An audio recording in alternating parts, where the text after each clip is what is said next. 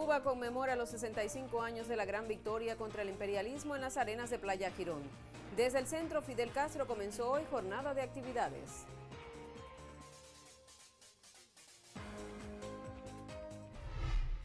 Integrantes de movimientos sindicales de varios países arribarán a La Habana para participar en las actividades por el Día Internacional de los Trabajadores.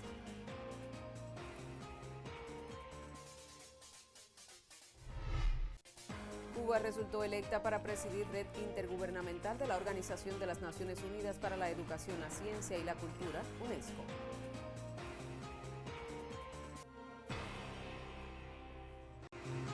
Desde La Habana reciba nuestros saludos. Soy Evelyn Delgado y ya le presento las principales noticias de la jornada.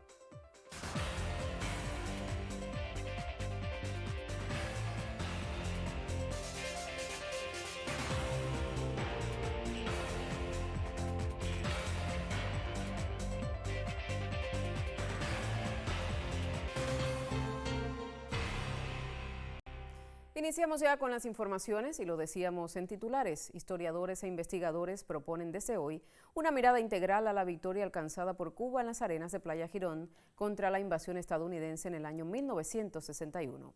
El Centro Fidel Castro fue la sede del taller Girón, 65 años de la gran victoria contra el imperialismo. Desde allí, la periodista Isabel Díaz González con el reporte.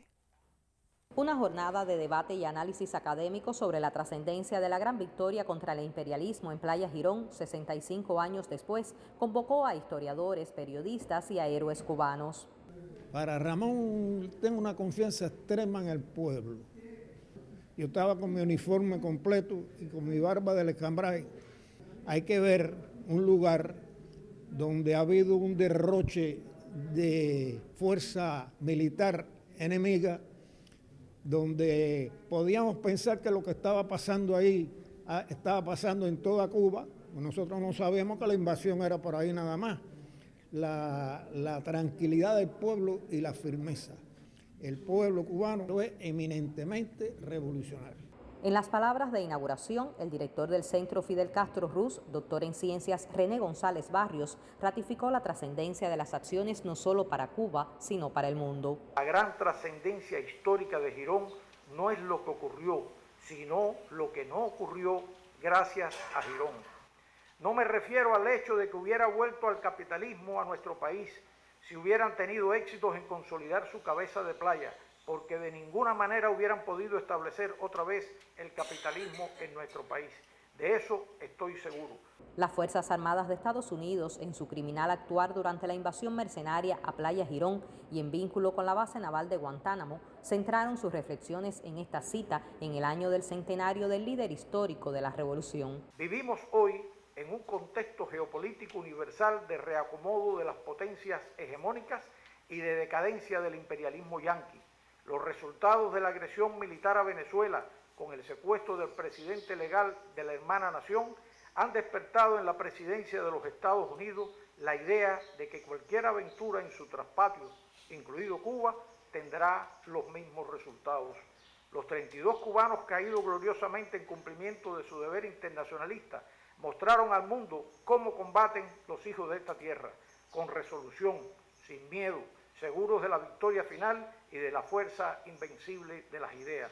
Hasta este 15 de abril, el taller Girón, 65 años de la gran victoria contra el imperialismo, favorece el diálogo con las nuevas generaciones sobre una parte imprescindible en la historia de Cuba. Isabel Díaz González, Cubavisión Internacional. Continuamos con la jornada de Girón. En el Centro Fidel Castro Ruz de La Habana, especialistas militares e historiadores analizaron durante el día de hoy cómo el comandante en jefe Fidel Castro concibió el despliegue defensivo que neutralizó la invasión de Playa Girón hace 65 años. La victoria no fue un acto de azar, sino el resultado de un pensamiento estratégico capaz de leer las intenciones del imperialismo y actuar con velocidad y precisión popular. Tenemos los detalles. La vigencia del pensamiento militar del líder histórico de la Revolución Cubana fue el eje central de la ponencia Fidel, la estrategia militar contra la invasión y la apreciación del probable carácter de las acciones del enemigo.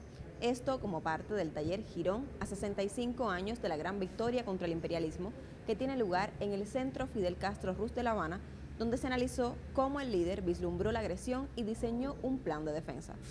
Cuando comienzan los desembarcos por la Ciénaga de Zapata, lo primero que él piensa es que hay que contener aquella fuerza, no permitir que estas fuerzas pudieran lograr un espacio, una cabeza de playa, que es el término que utilizan ellos, y la consolidaran, porque Fidel estaba claro que la intención era consolidar una cabeza de playa, un gobierno provisional, pedir ayuda al gobierno de los Estados Unidos e inmediatamente la OEA y otros grupos de países se pondrían a favor de esta intervención y vendría una intervención norteamericana. Por tanto, desde el principio su idea fue actuar rápidamente, movilizar todas las fuerzas para tratar de liquidar esta invasión en el menor tiempo posible. El taller reafirmó que Girón fue la alternativa entre el pasado y el futuro y demostró la eficacia de un liderazgo con una profunda comprensión estratégica y táctica. Fue un reporte de Leisa Fritze Tapanés para Cubavisión Internacional. La Central de Trabajadores de Cuba ha convocado a las actividades por el Día Internacional del Proletariado. Hacemos una pausa y a la vuelta le contamos sobre el tema. Ya regresamos.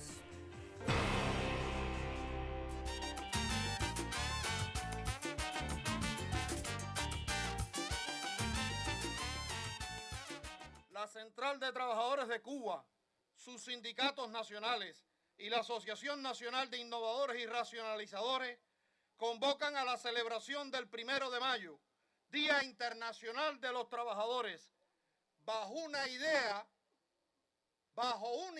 cardinal y movilizativa: la patria se defiende.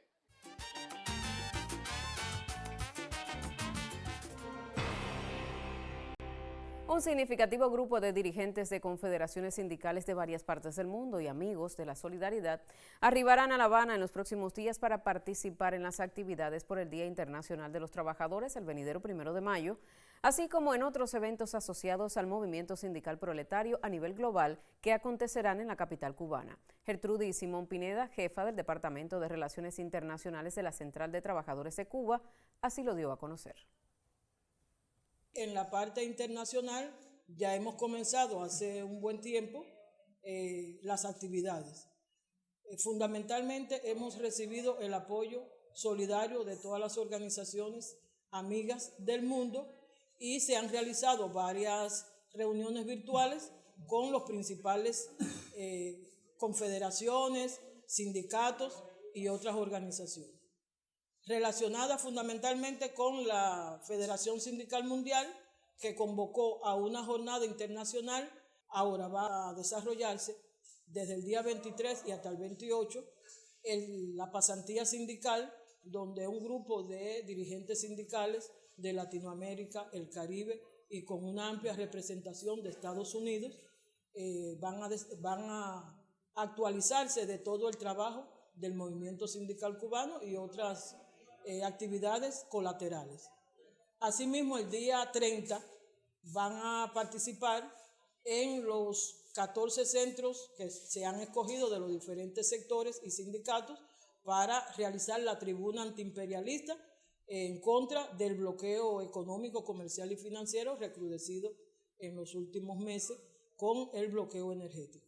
El día 1, como es tradicional, también portando el lema "La patria se defiende", van a marchar en bloque hasta la tribuna como está concebido y participarán en este gran evento internacional. Asimismo, el día 2 y 3, como se ha explicado anteriormente, van a estar participando en el Encuentro Internacional de Solidaridad con Cuba, 100 años con Fidel, y el Simposio Internacional con el Instituto Internacional Obrero, que bueno, eso será por primera vez que se convocó y ahí estaremos todos los que vamos a participar de manera entusiasta, con mucho colorido y sobre todo reafirmando que la patria se defiende en solidaridad con todos los amigos. También le informamos que un avión con ayuda solidaria partió hacia Cuba, procedente de Colombia, en señal de apoyo al pueblo del país antillano que sufre los efectos del recrudecimiento del bloqueo económico, financiero y comercial impuesto por Estados Unidos. La senadora por el Pacto Histórico, Gloria Flores, aseguró en sus redes sociales que la carga, compuesta por medicamentos, insumos médicos y alimentos, salió del Comando Aéreo de Transporte Militar. Tenemos un fragmento de sus declaraciones. Un saludo caluroso al pueblo cubano.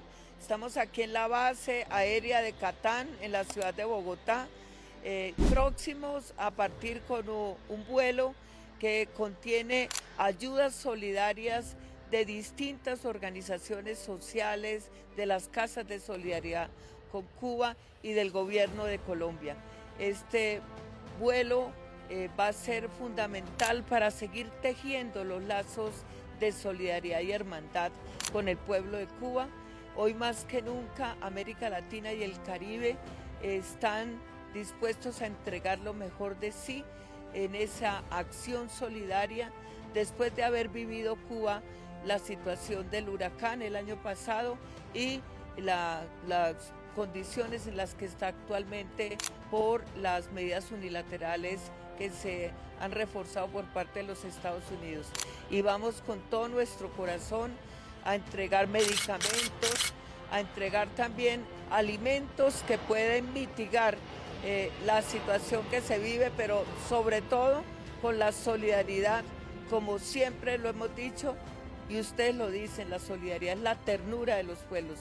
Aquí vamos, soy Gloria Flores, senadora de la República de Colombia. Un abrazo. Gracias por estas muestras de solidaridad. Y seguidamente vamos a conocer el pronóstico del tiempo para los principales destinos turísticos del país. Desde el Instituto de Meteorología hacemos contacto con la máster en ciencias, Ailín Justiz. Adelante.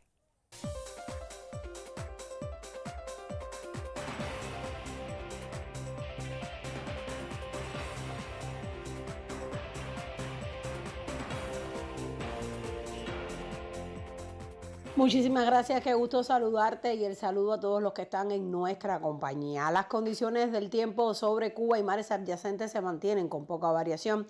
Sigue influyendo una masa de aire algo seco y estable que limita las lluvias en sentido general. Sin embargo, los nublados que llegan a intervalos desde zonas de la costa norte generan chubascos ocasionales que en las últimas horas se han concentrado sobre todo en zonas de la costa norte de la mitad centro-oriental de Cuba, y van a continuar similares esas condiciones del tiempo. Para mañana será otro día de poca nubosidad en la región occidental y en sus principales destinos turísticos, sol y algunas nubes por la tarde, escasas lluvias y temperaturas en el entorno de los 29 grados en La Habana, en Varadero, y entre 30 y 32 grados Celsius en el resto de la región. Mientras tanto, en los destinos turísticos de la parte central, poca nubosidad, sobre todo en Cayo Santa María, en Trinidad y en Jardines del Rey. Sin embargo, en Playa Santa Lucía, justo al norte de Camagüey, van a estar llegando intervalos nubosos con chubascos de forma ocasional durante gran parte del día. En el resto serán escasas las lluvias y las temperaturas siguen cálidas, con valores de 29 grados en Cayo Coco, en Cayo Guillermo, también en Cayo Santa María, y alrededor de 30 y 31 grados en el resto de la región. En la parte oriental y sus principales destinos turísticos van a continuar todavía los nublados en Playa Guardalavaca y Baracoa, lluvias a intervalos, principalmente en las primeras horas del día, disminuyen por la tarde y nuevamente al final de la noche pueden incrementarse en el norte de esta parte del país. Sin embargo, en las ciudades de Bayamo y de Santiago de Cuba habrá mucho sol y pocas lluvias, con temperaturas elevadas de 32 y 33 grados Celsius. La salida del sol a las 6:37 de la mañana por el extremo oriental de Cuba y a las 8 de la noche se pondrá por Cabo San Antonio. El último punto donde anochece en Cuba. Por su parte, la luna sigue avanzando en su fase de cuarto menguante. En resumen, para mañana, calor y solo chubascos a intervalos en zonas de la costa norte del oriente cubano. Yo regresaré en otra emisión. Hasta entonces, cuídese mucho y tenga un excelente día.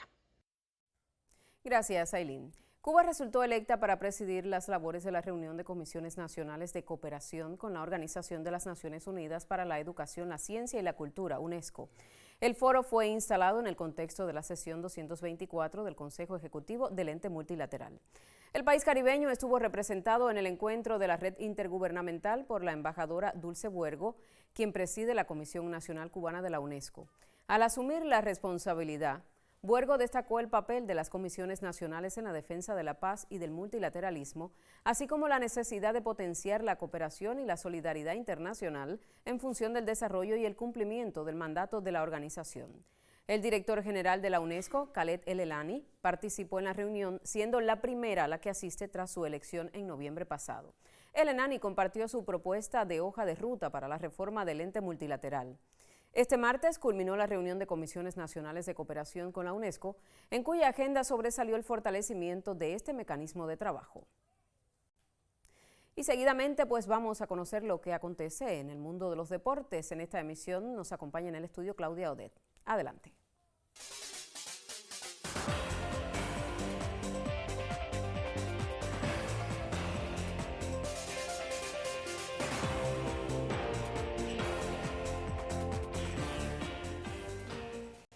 Saludos, comienza la información deportiva en Cuba Noticias. A 100 años de su existencia llegarán los Juegos Centroamericanos y del Caribe, cuando den inicio próximamente en Dominicana.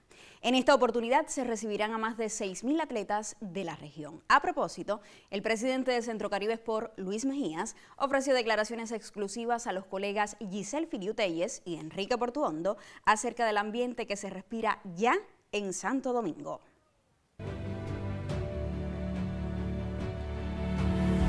Palpando en grado sumo lo que es las instalaciones deportivas a tiempo, la Villa Centroamericano, y ya en el orden de los clasificatorios. Me agrada mucho que Cuba esté aquí con su armada, porque es el equilibrio en los Juegos Centroamericanos y del Caribe.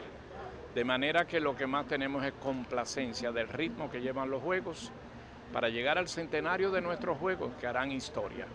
Centenario es centenario, llegar a 100 años, poderlos vivir, es ya un logro de por sí, y prometo que vamos a tener agradables sorpresas, sobre todo la posibilidad de recoger la historia, de ponerla en contexto, y a las nuevas generaciones decirles que han sido estos 100 años, donde por supuesto está de manera estelar Cuba, y donde sobresalen tantos nombres, y citar a Alberto Juan Torena más otros grandes es simplemente decir que la historia nunca se borra y sobre todo saberla contar, que es lo que vamos a hacer. Los mensajes míos con Cuba son de expresión permanente de cariño, de afecto y consideración, pero de manera muy particular, Cuba ha sido y seguirá siendo Cuba.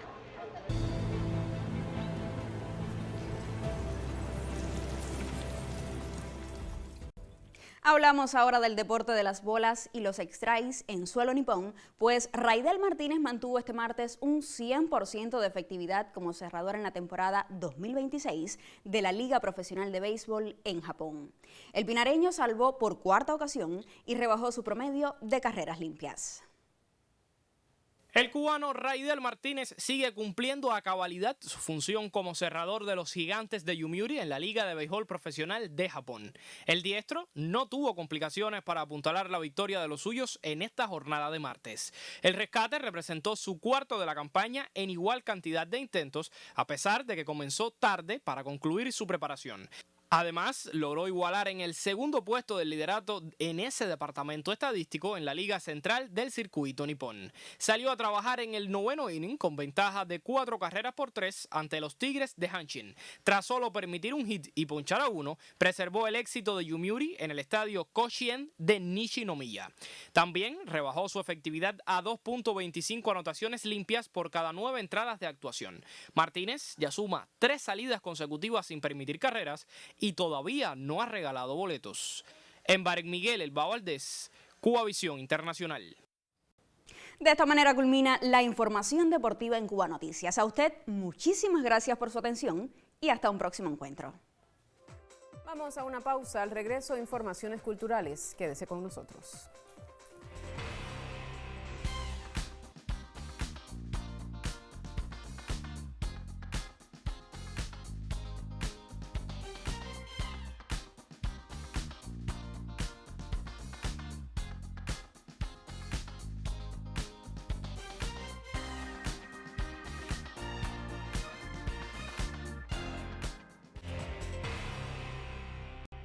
Y para conocer del acontecer cultural de nuestro país, recibimos en el estudio a la colega Melissa Mavis. Bienvenida.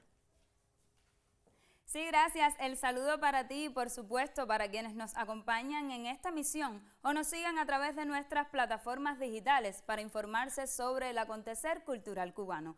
Iniciamos ya con las informaciones y es noticia que del 20 al 24 de abril tendrá lugar la edición 66 del Premio Literario Casa de las Américas. Como está previsto, el evento iniciará el lunes 20 de abril y concluirá su primera parte el viernes 24 con la entrega de los premios de ensayo de tema histórico, social y literatura testimonial.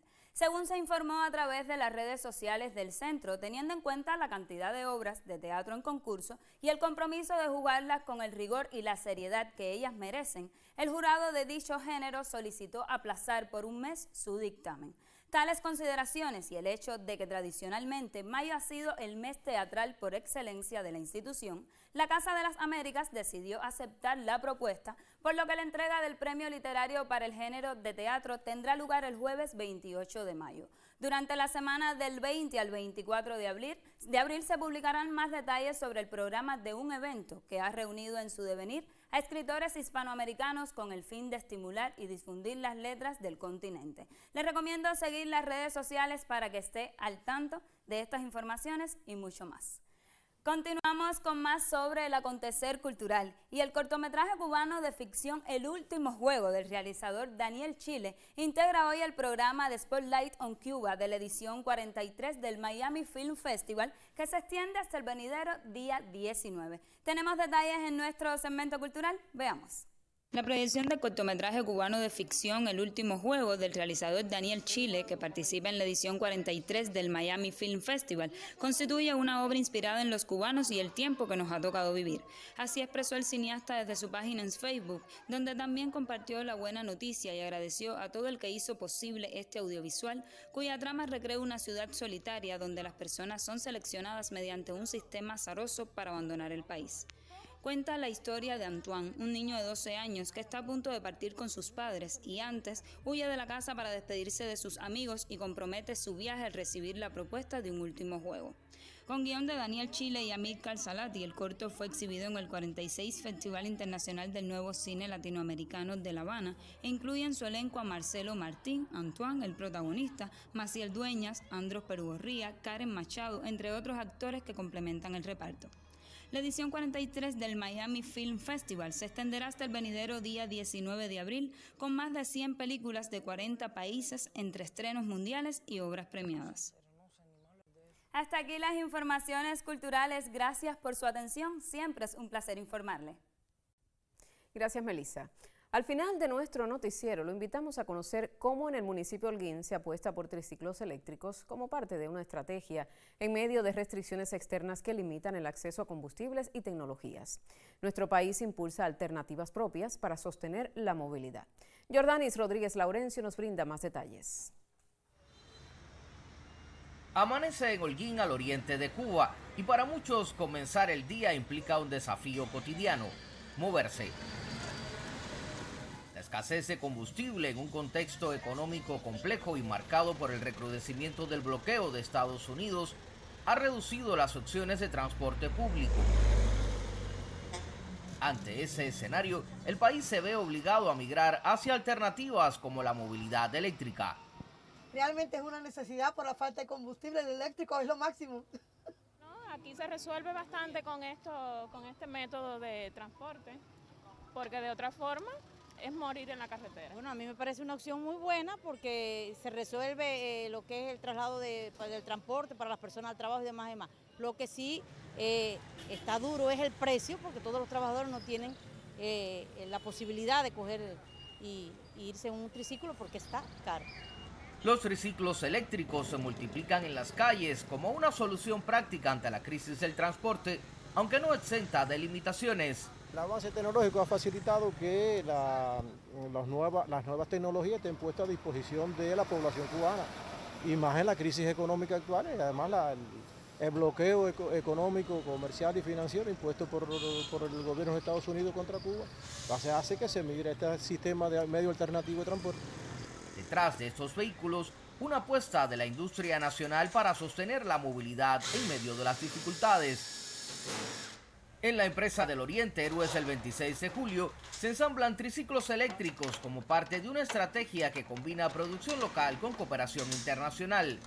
Estos vehículos de la marca Vedca se incorporan mediante la Asociación Económica Internacional de Vehículos Eléctricos del Caribe, vinculada al grupo empresarial de la industria sideromecánica. Sí, nosotros comenzamos en enero del 2025 con los primeros modelos de BKC 400. Ya este es el C600, que tiene una autonomía mínima de 80 kilómetros por carga de batería y tiene alta demanda a la población.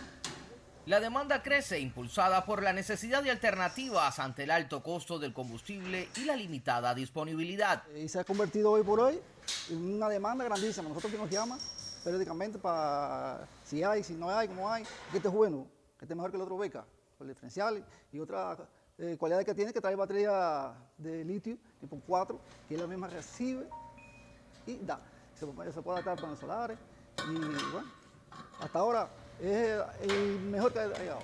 Aunque representan un alivio para la movilidad diaria, el acceso a estos servicios sigue siendo desigual. A nivel global, la movilidad eléctrica gana terreno como alternativa sostenible. En Cuba, su desarrollo ocurre bajo condiciones particulares, adaptándose a limitaciones económicas y a un escenario internacional restrictivo. Ya de combustión, la fábrica tiene convenio con otras personas que sí ya están ensamblando triciclos de combustión.